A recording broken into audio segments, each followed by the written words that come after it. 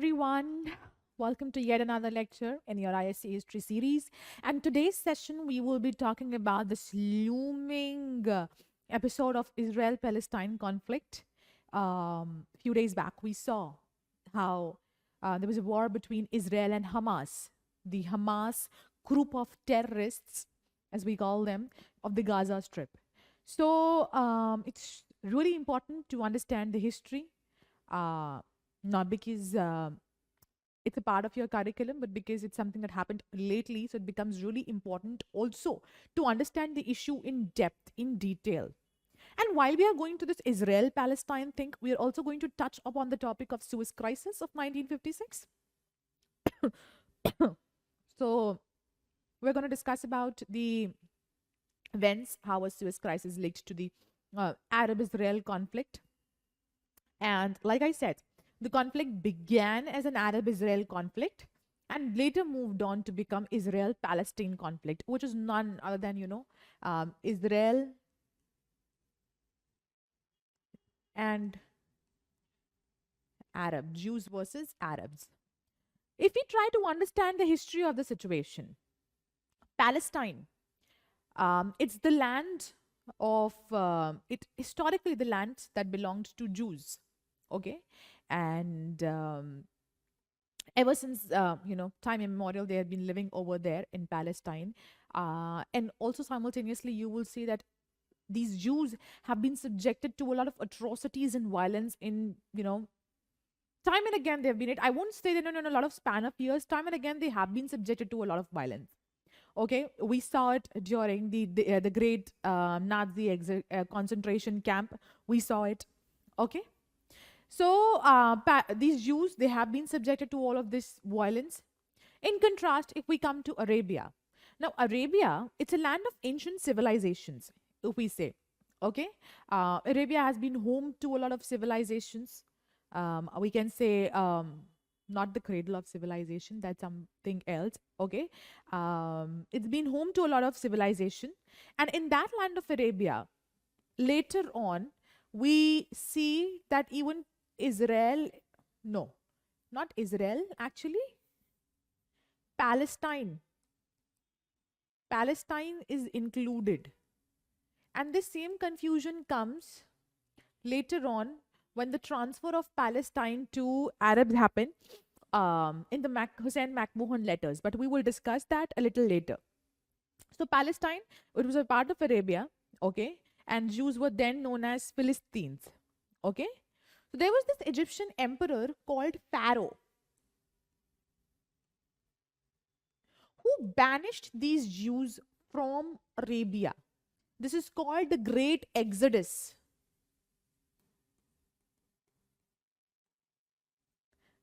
This Egyptian emperor Pharaoh, he banished the Jews from Arabia. This event was called the Great Exodus in the Bible. A lot of Jews, they lost their homeland. And when they were banished, they were scattered all over the world. Okay? But there was a section of Jews who still lived in Palestine. On the other hand, you would see that the religion of Islam, great impetus. Okay? Under the prophets and, the caliphs, these Arabs, they were migrating to different parts of the world. They also came in India. We saw it in the Indian history. Okay? So they made Palestine a part of Arab homeland. And since there were majority in that country, okay, they considered Palestine a part of Arabia. What happened is, before World War I, the Sultan of Turkey, he was a lord of Arabia, and Sultan's governors were called Pashas. A very important term. Pashas were who? Sultan of Turkey's governors. They were Pashas. So the Sultan of Turkey, his governors, they started banishing Jews from the land. Okay? Palestine is once again important when we consider it as a location, its geographical location, because it's located near the Suez Canal. Suez Canal is a very important route between Africa and Europe. Okay, one part of it is on the Mediterranean Sea. So possession of Palestine was very important for everyone. Okay, and then there was this discovery of oil fields in Palestine and Arabia, so it also made the possession of Palestine really very important, especially for the European colonial powers. So we had the Arabs having their eye, we had the Europeans having their eye. Okay, the Arabs, they were proud of their own Islamic religion and culture. They lived under the Turkish rule of the Sultan. Okay, but even though they lived under the Turkish rule of Sultan, they did not have any liking for the Turk. Okay, and then came in the scene the Grand Sheriff King Hussein of Mecca. King Hussein was the symbol of unity of all the quarreling Arabian tribes. Okay, King Hussein, later on you would see, technically it wasn't the Turkish Sultan but King Hussein who led the Arabs throughout, because Arabs were not at all happy with the Turks. Before this, you will see that the Ottoman Empire was also displaced. Go back to 1914, First World War. The Ottoman Empire was displaced, and it was decided that the area controlled by the Ottoman Empire would be divided among Britain, France, and Russia. And later we see that Russia didn't get its part, so it changed sides. All that happened. So Ottoman Empire was, done with, and the areas were divided. Russia didn't get the part, and simultaneously Turkish rule was going down and Arabs were going up. So historical significance, I told you, the great exodus. Okay, now coming to Palestine, and mind you, there was no Israel at that time. The entire Israel-Palestine era that you see today, that was known as Palestine. In this very Palestine, you have a city called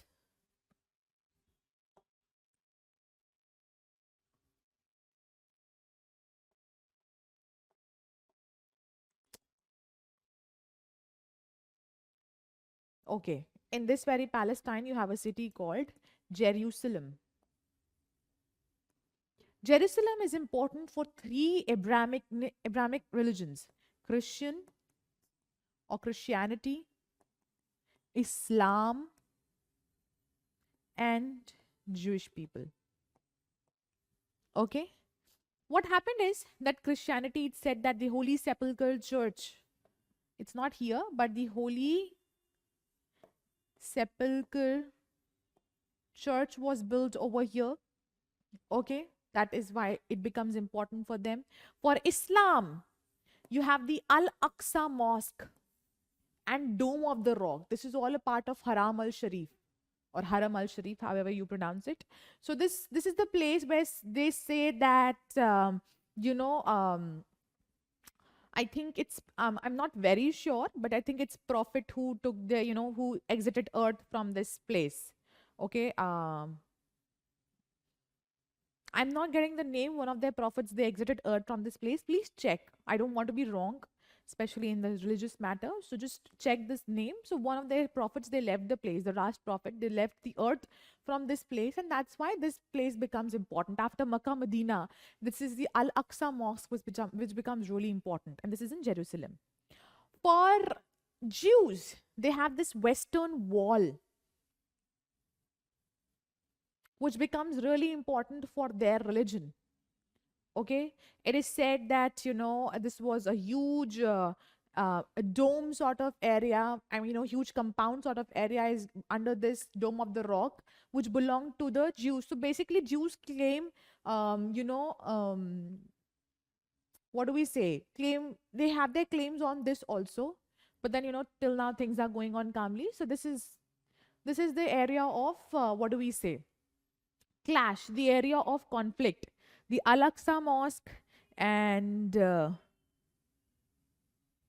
Al-Aqsa Mosque and the Western Wall and the Holy Sepulchre Church. So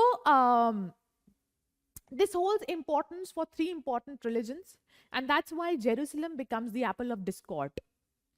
So what United Nations did in 1948, when it partitioned partitioned Palestine, a new country of Israel was formed.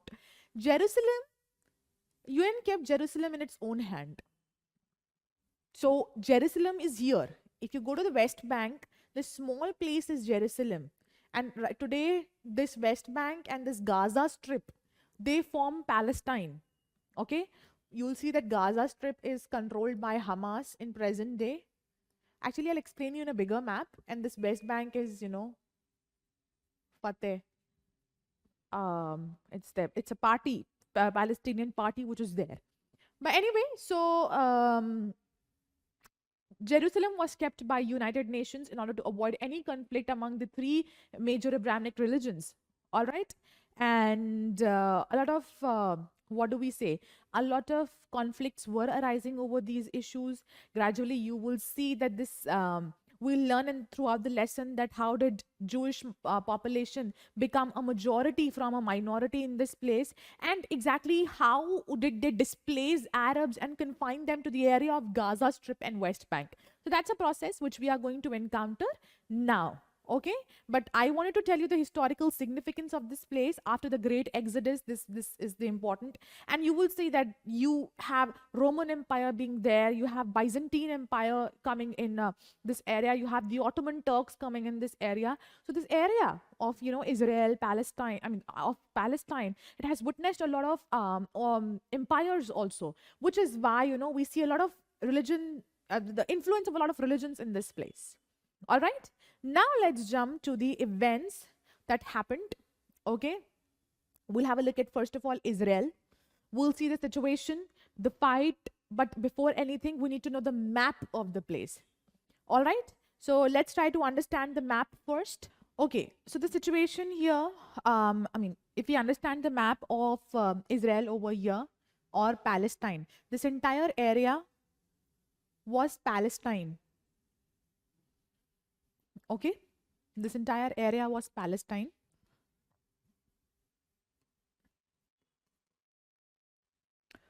Please ignore the Golan Heights. They are in Syria.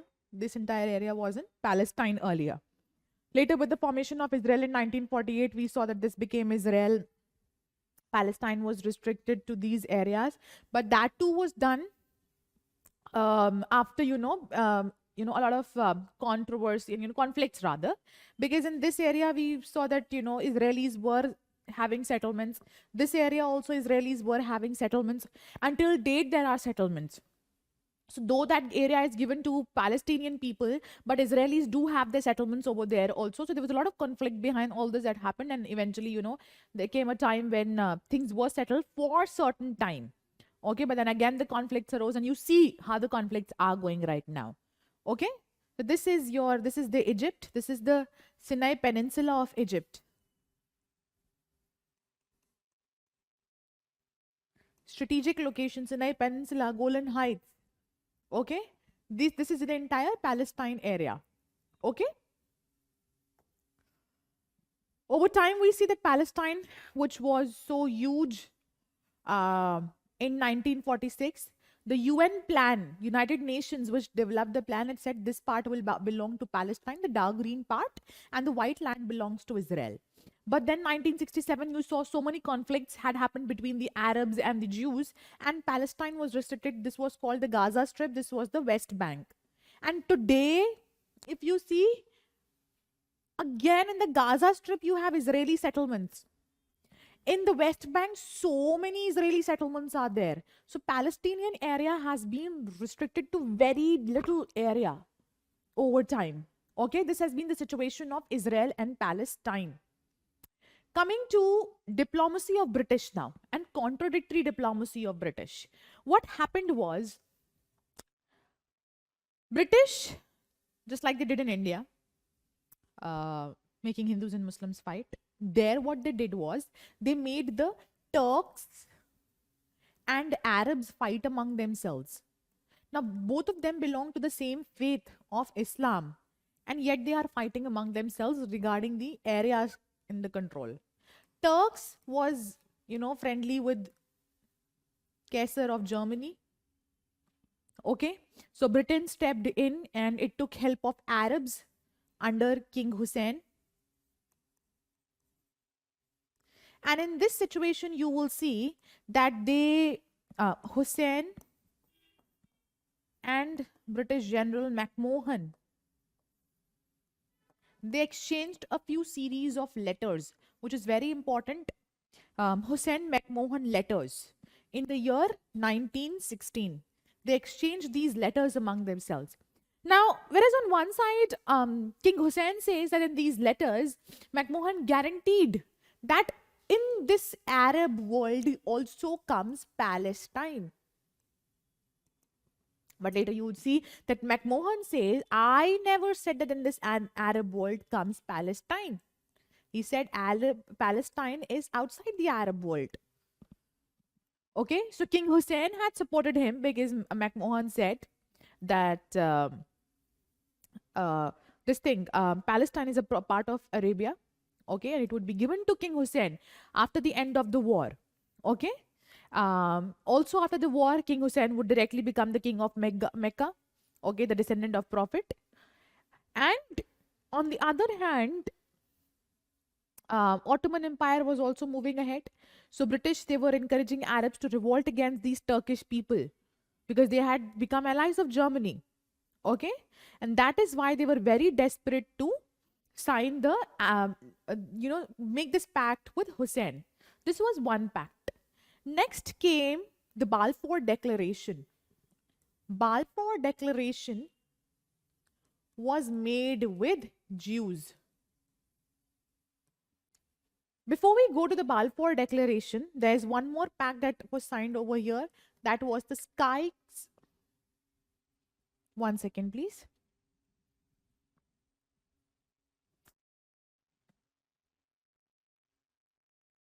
Oh my God. Yeah, Sykes-Picot Agreement. Call it Sykes-Picot Agreement. In this agreement, French and British, they decided to distribute the territories of the Ottoman Empire among themselves, leaving out Russia. Because earlier, it was also decided that Russia will get a part of Ottoman Empire. But the secret arrangement between British and French, it resulted, the Sykes-Picot arrangement. It resulted into the division of Turkish Empire or the Ottoman Empire only between Britain and France. Okay, this was one very huge thing that was done. Now see, coming to the Balfour Declaration. Now try to understand that our Jews are scattered all over the world.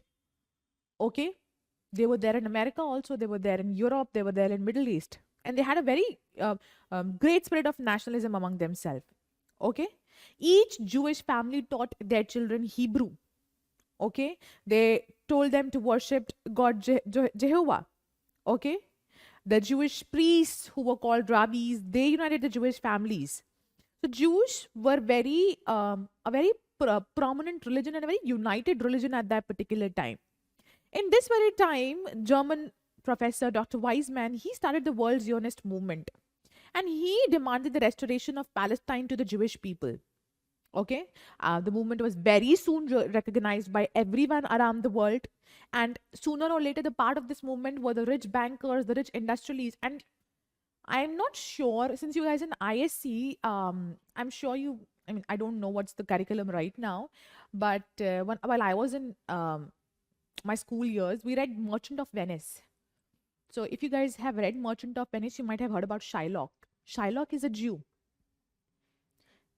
And basically his work in Merchant of Venice is money lending. Similarly, these Jews had arisen as a money lending class. Money lending, oh my God. Money lending, industrialists, bankers. Basically, they had money in their hand. Okay, the Jewish people had money in their hand. And all these prominent Jewish people, they started supporting this movement for the restoration of Palestine. Okay, now see, one hand you have the rich class, the other hand you see that the world war has broken out in Europe. And because of the World War, the world is on an economic crisis. And sooner or later, we see 1929-30, the Great Depression also jumps in. So the world is also on an economic crisis at the same time. And people are resorting, or people are approaching these Jewish bankers for loan and subsidies.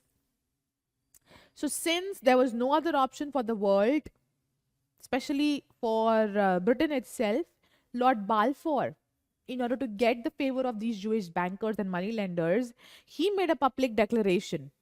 Okay, and he gave this declaration in the form of recognition of Palestine as a land for Jewish people.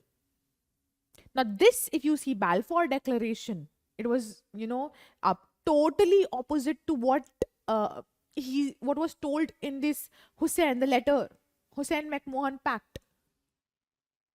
Okay, Hussein-McMahon letters. It was totally contradictory to what was there in the Balfour Declaration. So all of this had become really confusing. The British were acting, they were using a two-pronged strategy. One way, they were becoming very friendly with these people of Arabs, and they were saying that no, we don't. They were not actually, they were not very clear. They were being diplomatic over there. They said that the entire land of Arabia belongs to you all. And there came a confusion. Now, when McMahon wrote the letter to, one of his higher general officials, he said that, I never said that within the land of Arabia comes Palestine. But then King Hussein said, no, he did say that within the land of Arabia comes Palestine, and Palestine would belong to us. So there was a lot of chaos and confusion at the same time, and Balfour Declaration jumped in. Balfour Declaration, since the British were desperate to get money, they had to sign the Balfour Declaration. Lord Balfour came up with the declaration promising Jews their land of Palestine. So all this problem, this situation became really chaotic, especially for the Jews and the Arabs. Moreover, you will see that Jews, they were better equipped, they were educated, they were, they had their cultural, economic, and religious strength, okay, which created a huge gap between the Jews and the Arabs. Okay? Another prominent thing that you will see over here is that the Balfour Declaration, though it promised Palestine to the Jews, but it did not promise whole of Palestine. And constantly we are seeing that Arabs are treating Jews as intruders in Palestine. So Jews, I told you, they were better equipped than Arabs. Arabs, a little low education or any other thing. So this created a huge gap. Okay. After the end of World War I, of course, Jews migrated to Palestine based on the Balfour Declaration. But this was a royally messed up situation right now. Arabs were there. Palestinians jumped in. Jews were displacing these these Arabs from their place. They were removing them from their place, and they wanted the restoration of their own land. So basically, they came up with their own territories, their own corners around which they constructed huge walls. Also, later on, you will see, moving ahead a decade or two, you will see that they constructed huge walls. Okay. Also, on the other hand, you will see that fast forward to Hitler's time. Hitler's persecution of the Jews started, the concentration camp started. So once again, they were migrating to Palestine. And this concentration camp was giving a lot of sympathy to the Jews from the entire world. Among all of this, the Arabs were feeling endangered. And even their protest was not receiving any international attention. Okay? Now what happened? When this thing moved to the League of Nations, British cleverly stated that there was no conflict, Baba. We did not promise Hussein any Palestine. This was something that British made it very clear. Okay? And on the other hand, you were seeing that Jews were constantly purchasing lands from the poor Arabs. They were becoming, dominant in the entire Palestine region. So, occasional riots were also breaking out between the two communities. Seeing all this there, the British government came up to, think about ways to solve the problem over here. British then appointed King Crane Commission in 1919 to look into the issue. Later on, 10 years later, Haycraft Commission was formed. once again to look into the issue. Okay, these two commissions were formed, and then you will see Royal Commission under Peel was formed. This Royal Commission under Peel decided to do a partition of Palestine for Jews and Arabs. Okay, in this partition, the holy place of Jerusalem would stay with British, and rest of it would go to Jordan. Okay, so this is what the partition declared. Okay, this partition proposal was of course not acceptable to the Arabs. Okay, Jewish people partly accepted it, partly rejected it. Okay, so new riots were started by the Arab nation. And King Hussein, he declared that till whole of Palestine was not given to Arabs, we will go on with the war. And you will see that, of course, the Second World War broke out. So there was a restriction on the movement of Jewish people. World War ended, came year 1948. Formation of Israel was done based on the recommendation of the Peel Commission itself. Israel was formed. Okay. See, the Zionists, they helped the Allies in World War II. Okay. So Allies naturally came to their sides. Zionists were smart people. Arabs did not help them. Arabs were rather siding with the, Arabs decided that, it's not going in our favor. So Arabs, they were not helping these people, the British, the Allies. Whereas the Zionist leaders, they started helping the Allies. So a sympathy for them was also arising. These Zionist leaders, they shifted their center also in America. Why did they do this? Try to understand the situation.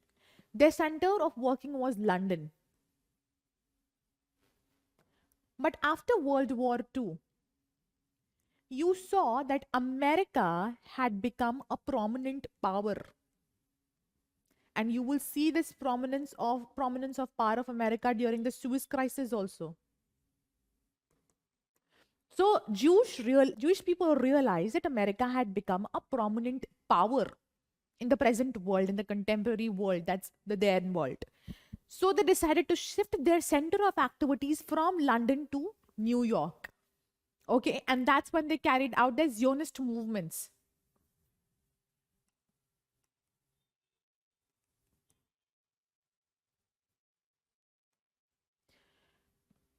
Approximately 5 million people in America, they were sympathetic towards these Jews.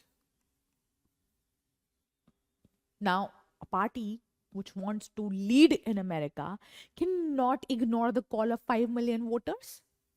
So both Republicans and Democrats, they also became sympathetic towards the Jewish issue. Okay?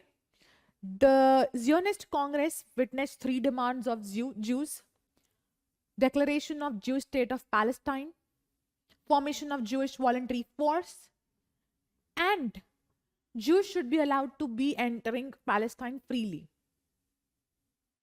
All these demands were recognized. In the year 1948, Britain said that, okay, now we are going back, withdrawing. Now, please understand, British had created a lot of issues in Palestine while they were withdrawing right now.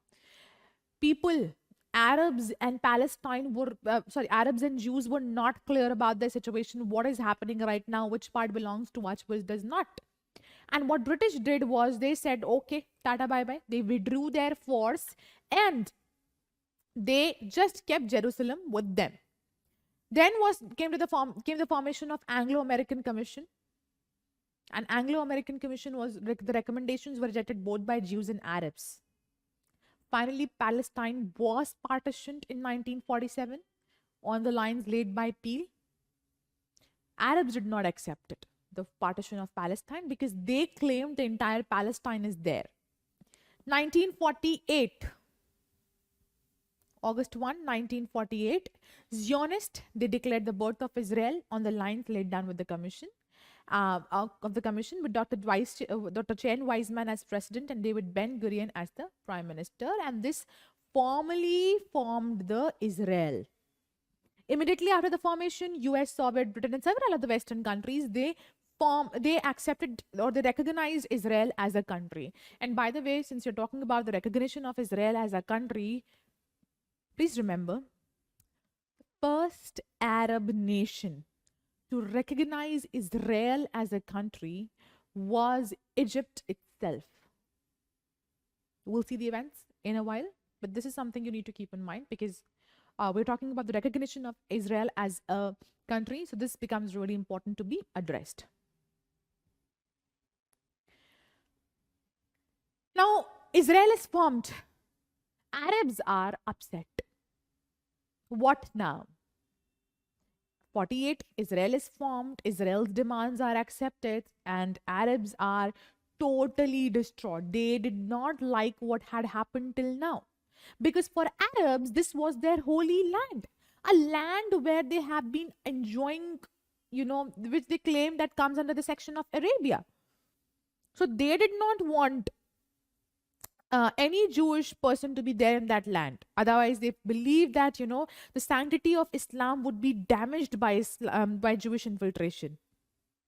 You saw the dual role of British government by signing the Balfour Declaration, coming up with the Balfour Declaration, writing in the form of Hussein McMahon letters. Okay, so they were supporting both Arabians and Jewish people. So this cunning strategy, it gave a lot of clashes between Jewish and, Arabs. And any expectations of them living peacefully would not do because it is not possible for them to live together. British had its own interest in Palestine.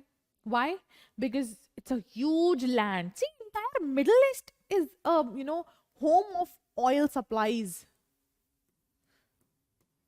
And it's a very beautiful strategy Egypt used during the Suez Crisis.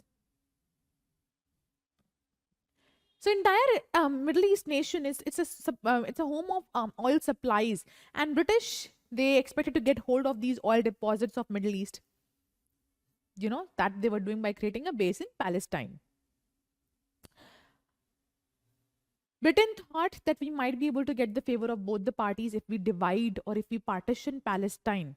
But riots broke out in Palestine. Okay? The Jews, they were clever in diplomacy.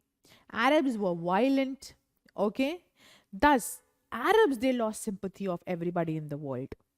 And then, of course, you see President Nasser of Egypt. He had formed the Arab League because he wanted all the Arabs to be united against the Palestine issue. Okay? But the Jews came up with the American arts and support of diplomacy. And at the same time, you see a huge situation of Cold War going on. So a lot of things have been going on simultaneously. And right now what you will see is US is siding Israel.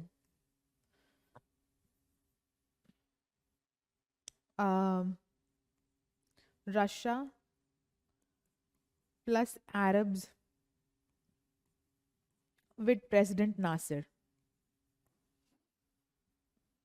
This is what was going on. Russian army entered Egypt. It trained their men over here. It trained their men. It supplied arms and equipments. Everything was done by Russia at this war. And you already know the proxy war situation that goes on during the Cold War. So this was one very important event at this time. Now you will see that as soon as Israel was formed in 1948, Egypt, Syria and Jordan, they attacked it. But Israel was successful in defeating Israeli General Valerian. He routed the enemies on all sides. And while he was doing this, he captured the west of the Gaza Strip, the Egyptian entry point, and he took the west bank of Jordan River also. And from all this area, now since the war had broken out and you guys are not accepting the treaty we guys have signed, so from all these areas, Arabs were evicted. And these Arabs came to be known as Palestinian refugees. Among these Palestinians, Yasser Arafat, he formed later on you will see, Palestine Liberation Organization. Okay, he came up with cries for homeland. He said that Palestine is the home of Arabs. We want Palestine back. Among all that was going on right now, UNO interfered and said, we need a ceasefire right now. Okay? And this ceasefire, Israel was asked, return all that you have taken. Israel was asked to return back all the territories it had captured. On the other hand, Nasser was not ready to come, did not want to, calm down the situation. So he declared a state of war. Now, Egyptians, they entered Israel. The Arabs, they entered Israel. There were guerrilla fighters who carried on sabotage in Israel, murder inside Israel. The Egyptian ship, they blocked the Gulf of Aqaba. Gulf of Aqaba actually leads to Israeli port of Eilat. And Gulf of Aqaba was when the Gulf was blocked, any shipment that wanted to come to Israel was also blocked.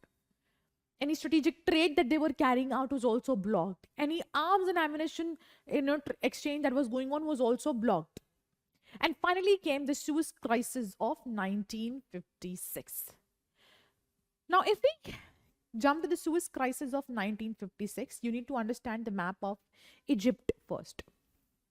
Try to understand how does Egypt right now look like. See, Colonel Nasser, he was a new ruler of Egypt, and he was in favor of Arab unity and independence. What happened is, in 1936, Britain had signed an agreement with Egypt, according to which Egypt allowed the British to keep troops at Suez. Okay? The British could easily keep the troops at Suez, and this treaty was going to expire in 1958. Okay? It was going to expire in 1958. But even before the treaty expired, Egyptians asked the British to evacuate the area in 1956 itself. On the other hand, British wanted the renewal. Okay? Nasser said, no, we cannot do that. Troops should be withdrawn immediately. And he also sent the Algerian Arabs against the struggle in France. Algeria wanted liberation. Okay? One side you will see that Colonel Nasser had signed an agreement with Czechoslovakia for Russian arms and ammunition. The Russians were coming in support of Egypt, and they were, like I said, they were supporting the Egyptian armies. Now, Americans were furious right now. Please try to understand what happened. Americans got furious. They denied a loan. Why was the loan for? What was the loan for? See, this is your, okay, I can't see. One second, please.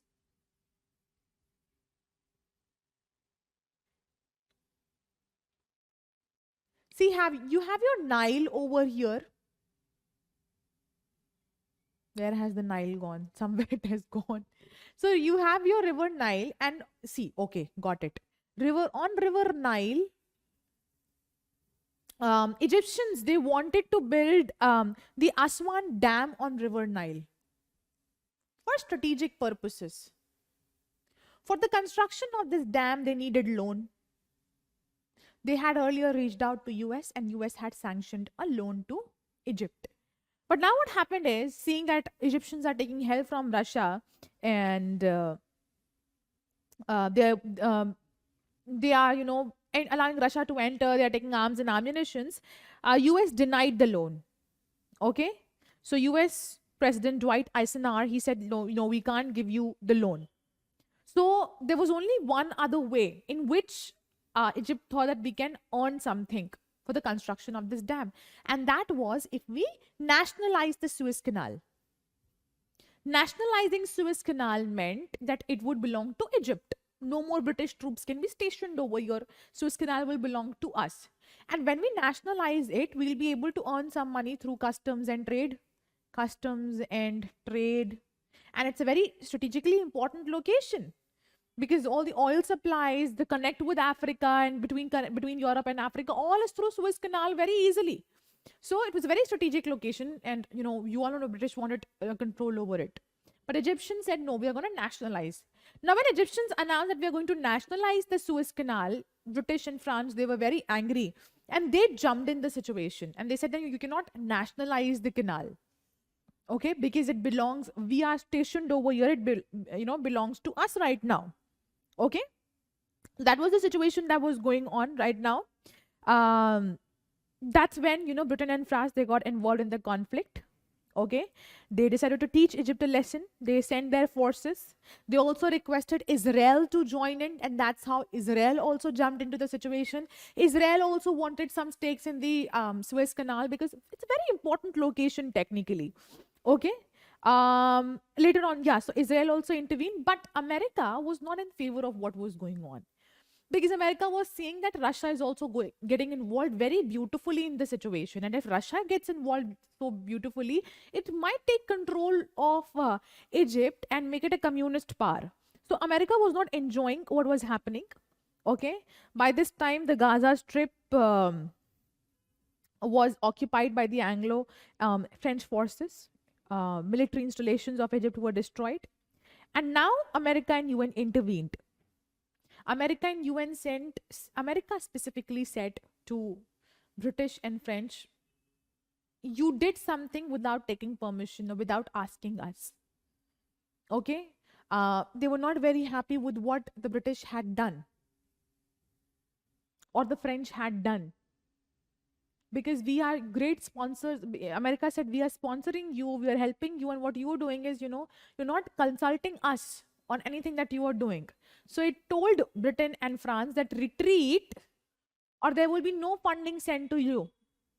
So there was no other option before Britain and France to retreat. Israel also went back. Israel had partially got its interest, and Israel also, since Britain and France are retreating, there's nothing that Israel can do right now. Okay, so all this happened. But among all of these things, though the canal, of course, went to Egypt only, but among all these things, Nasser, he became a hero. Okay, there was this constant struggle to overthrow Nasser and his prestige as a leader of Arab nationalism, but he became a hero at this time. Okay, and Britain became weak. It had no control over its foreign policy because USA was intervening time and again. The Arabs had reduced oil supplies to Europe. Limited supplies were given to Europe. Petrol rationing was done in Europe. There was no other way in which you can work with, the oil supplies being lessened. Algerians also, they became encouraged and they fought for independence against France. Israel's military strength was beautifully depicted over here. Please try and understand how is Israel's situation till now. Israel formed 3 Arab nations together attacked Israel. It fought them, it defeated them. A graceful victory on the side of Israel. This situation also, Arab nations, along with Russian, support, they came, not all the Arab nations, Egypt came in and fought against Israel, the newly formed state of Israel. But Israel was once again successful in defeating them. Its military strength was shown to the world because it inflicted heavy losses on Egypt. Okay? But as a result of this, you will see that as a result of all the settlements being made, the earlier guerrilla raids that were being carried down in Israel, they were settled for the time being. Now came the 6-day war. You have a few wars which are very important. First Arab-Israel war. Then you have the 6-day war. Then you will have the Yom Kippur war. And then when, 2 accords come into place, so the 2 accords also are very important for you all. Okay. Now, see, before this, Palestine is still the bone of contention, or Israel became the bone of contention now because the Arab countries, they never accepted the arrangement of 1948. Okay. After the conflict of 1948, a lot of Arabs had become displaced. I told you about Palestinian refugees. So they had become displaced. Okay, there was this constant Jordan water dispute also, river water dispute between Arabs and Israel.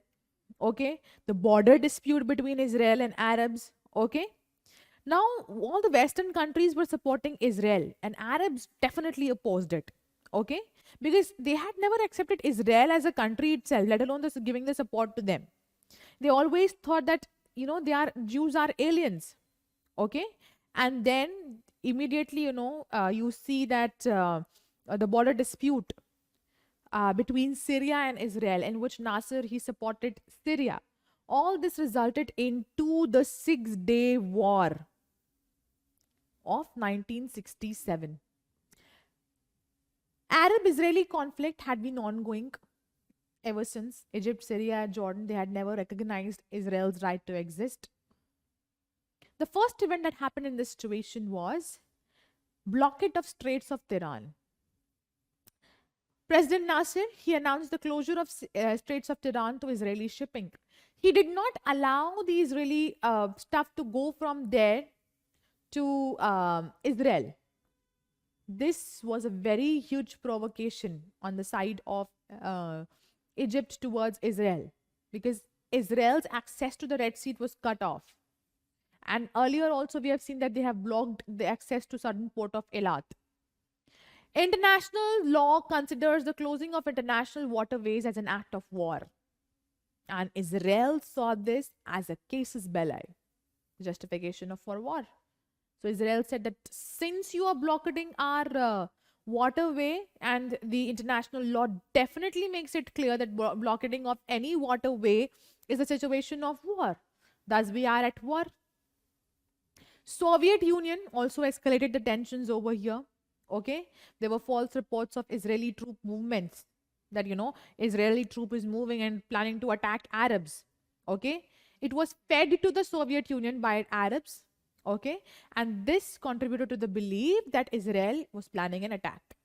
Okay, so Arab states became much more aggressive. There was this river water dispute again.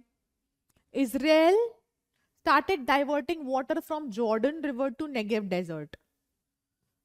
Contrary to this, Arabs threatened to divert the flow into Lake Galilee. Later on, Israel bombed Syria, and everybody was now prepared for an armed attack.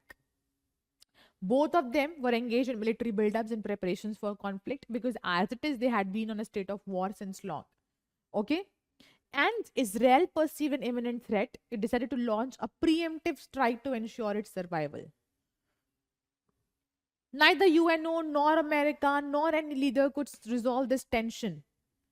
Regional leaders, they were unable to find common ground, and the international community was unable to prevent the outbreak of hostilities.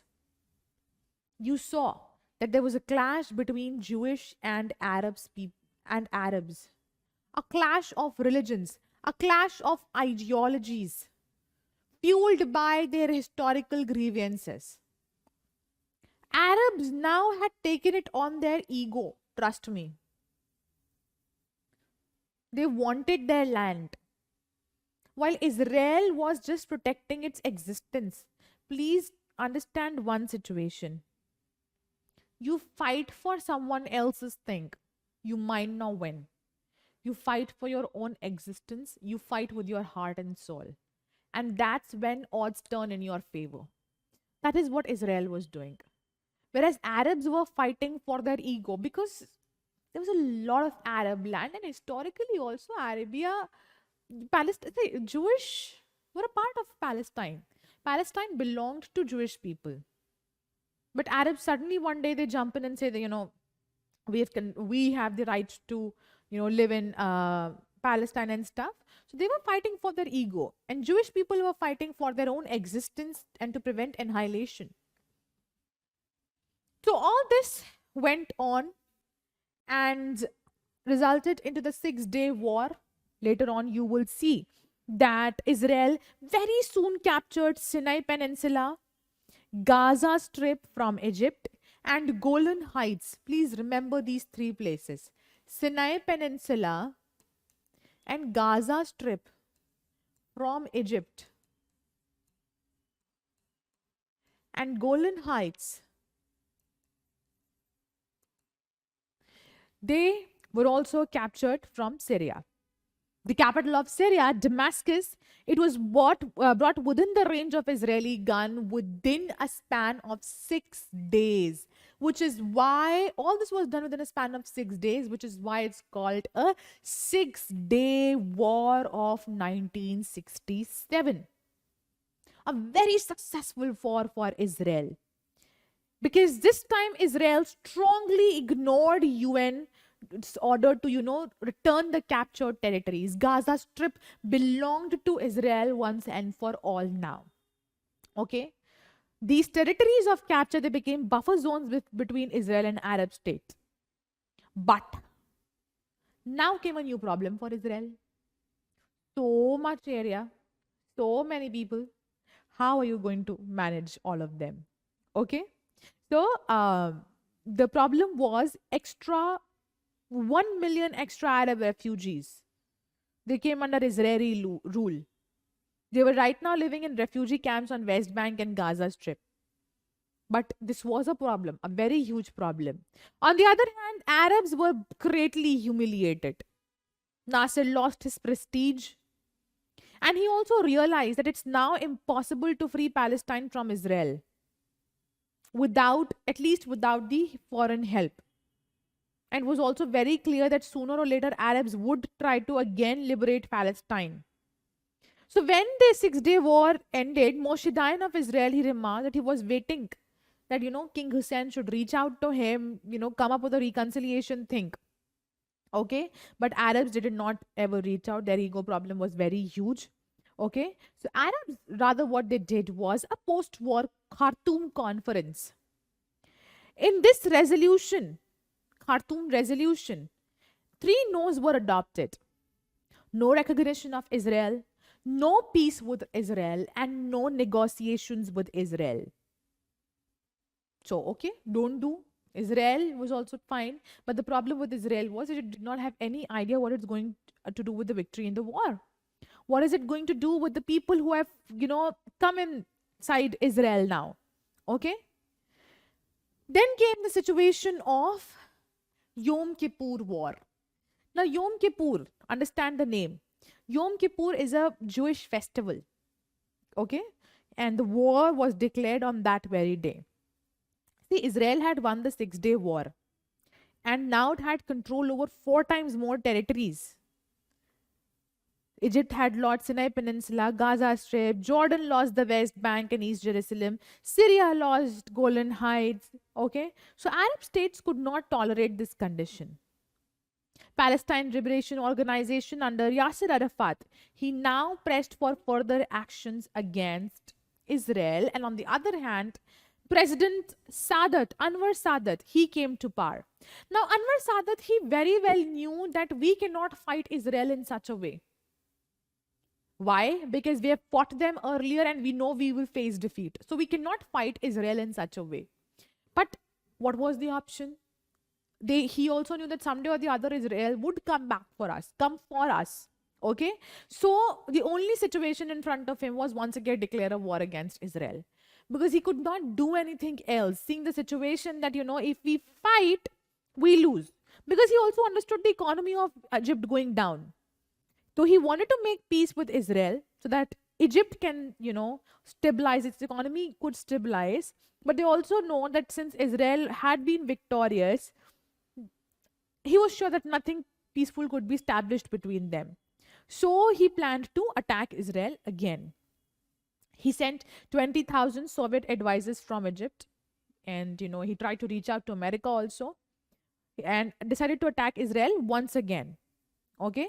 Along with Syria, hoping that at least this would force America to act as mediator in future talks. Okay? Syria and Egypt, they plan an attack on Israel. Okay? And now that Egypt had more Russian weapons and Russian trained people, it was much and more confident. Okay? Yom Kippur Day, Israel was caught off guard, to be in the simplest term.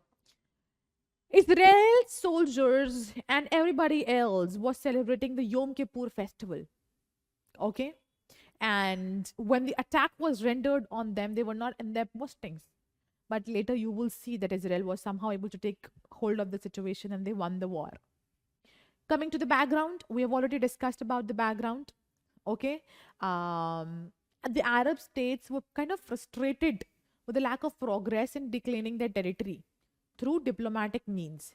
So they planned a surprise attack on Israel on October 6, 1973, which coincided with Jewish day of Yom Kippur. Like I said, they were caught off guard because many soldiers were on a holiday. Okay, security measures were relaxed. Egyptian forces, they crossed the Suez Canal, they met the Bar-Lev line. Okay, Bar-Lev line was a series of fortifications built by Israel. Okay, Syrian forces, they moved from the Golan Heights, they moved inside. Okay, this is a visual of Yom Kippur War where, eventually Arabs do surrender. US and Soviet Union, they became involved in diplomatic efforts to end the war. They were not siding, they were rather wanting to end the efforts over the war over here. Okay, despite initial setbacks, Israel did manage to repel the Arab advances. It launched a counter-offensive attack against Egyptians and Syrians. Okay, Moshe Dayan, like I said, he was the Israeli military leader. Okay, and David Elazar, they regrouped and recaptured territories in the entire area. Okay, at the same time, there's a lot of pressure from US and Soviet Union to lead to a ceasefire. This war, it highlighted the need for a diplomatic solution between Israel and Arabs. Okay, because now it's a lot of time that we has passed that you guys are fighting war. Now you need to settle down. This is something that was said by people. Okay, so eventually you will see that the Camp David Accords are signed. Israel peace treaty is signed. All this is done. What were the impacts, the consequences of this war? Number one, Israeli Prime Minister Golda Meir stepped down and Moshe Dayan ended his career in disgrace. New Prime Minister Menachem Begin, he took over Israel. 1979, there was first peace agreement between Israel and Egypt. Okay, Syria was very angry. Syria said, why is Egypt signing a peace treaty? Because Egypt has now recognized Israel as, an Arab nation also, as a country also. So Syria voted with other Arab nations to expel Egypt from the Arab League. There was also oil shortage in Europe because the Arab states had reduced oil supplies to Europe, all because of their anger with the world right now. So all of them had reduced the oil supplies. Came to important accords. Number one was the Camp David Accords signed in Camp David near Washington. Mediator Jimmy Carter, the then United States President. Year 1978, signed between Menachem Begin and Anwar Sadat. Menachem Begin, Israel, Anwar Sadat, the president of Egypt. This agreement, it outlined a framework for resolving the broader Arab-Israeli conflict. Number one, it called for autonomy of Palestinian people in the West Bank and Gaza Strip. Their status of West Bank and Gaza Strip was to be determined through negotiations. This agreement did not specify the ultimate political status of these territories, but it would be determined through negotiations. There would be peaceful diplomatic relationship between Israel and its Arab neighbors. Israel is no more going to attack, and neither are the Arab neighbors. Okay. The Egypt-Israel peace treaty was another important aspect of these accords, okay, where the relationship between them were normalized, okay. One of the key provisions of this treaty was that Israeli forces should at least give Sinai Peninsula back to Egypt, okay. So Egypt said that, okay, you give us the Sinai Peninsula, we will remove the blockade of Suez Canal and the Gulf of Aqaba. Oil supply to Israel was opened, which had been blocked earlier. It had opened in, and they were getting more supplies from the recently opened wells in southern Sinai. And the normalization include the exchange of ambassadors, the opening of embassies, the economic cooperation, presidents and prime ministers going from one state to the other state. Menachem Begin, Jimmy Carter, Anwar Sadat. These are the three people. Then came the Oslo Peace Accords of 1993. What happened between Camp David and Oslo was, see, Camp David were till, Camp David was still, to a certain extent, they were successful, and um, situation was normalizing, although Arab nations were totally against them. But Egypt also know that no more Syria and Jordan are in a way to fight with Israel. On the other hand, you will see that three more nations, Sudan, Morocco, and Oman, they supported Egypt. Okay. Anwar Sadat, he was strongly condemned for this accord by some conservatives, but more or less it was fine. Okay. But Palestinian Liberation Organization, it condemned the accords greatly. Okay. World opinion, it went against Israel. But America, it played an active part in, peace and permanent settlement of the areas. America, it wanted to, settle the situation over here, keeping in mind the Cold War situation also was going through. But this attempt was threatened when President Anwar Sadat was assassinated in 1981. So, but the threat was not long, because Hosni Mubarak, who came after Anwar Sadat, he also said that we will follow the Camp David agreement. Okay, so the feud was calmed down for this particular decade. The situation changed when a new government came to power in Israel, the Yitzhak Rabin government. And Yitzhak Rabin government was also ready to make peace, settle down, and make compromises for a lasting peace. And thus were the Oslo Accords signed. Now, in the Oslo Accords, it was decided that Israel is now formally recognizing the Palestine Liberation Organization. Palestine Liberation Organization also recognized Israel, saying that nothing could be done. So they also recognized Israel as a terrorist, not as a terrorist country, as a country, and they stopped all their terrorist activities. Okay. Palestinians were given limited self-rule on the West Bank, okay, and a part of Gaza Strip, areas occupied by Israel since 1967, okay. Israel troops were also withdrawn from the area, okay. This was the gist of Oslo Accords 1. We'll also come to Oslo Accord 2, which were signed 2 years later, 1995. It further detailed the division of West Bank into, 3 areas, A, B, C, because we will also see that, A, B, C. One area was controlled by Jews. One area was commonly controlled, and one was given to Palestinians, okay, which were the Arabs. So these were the 3 areas. Different levels of Palestinian and Israeli control were given. This also established Palestinian Legislative Council, and it gave more autonomy to the Palestinians. Okay, the accords, they included provisions for security cooperation between Israel and Palestinian Authority, that they could combat terrorism and maintain stability. For some time, things were calm. But diplomacy changes with the changing of power. A new leadership, a new phase of diplomacy. And that's what happened. Egyptian president changed, Israeli president changed, Israeli prime minister changed. A lot of things happened, which you see till present day. That is quite... Nowadays, when Netanyahu, he's leading Israel, according to him, Palestine is recognized.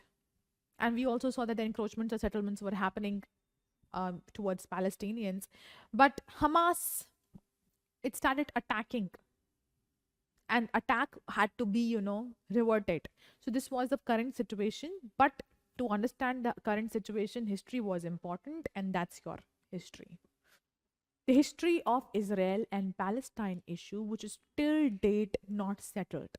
A lot of accords, a lot of peace treaties, a lot of intervention, and yet the situation is not settled.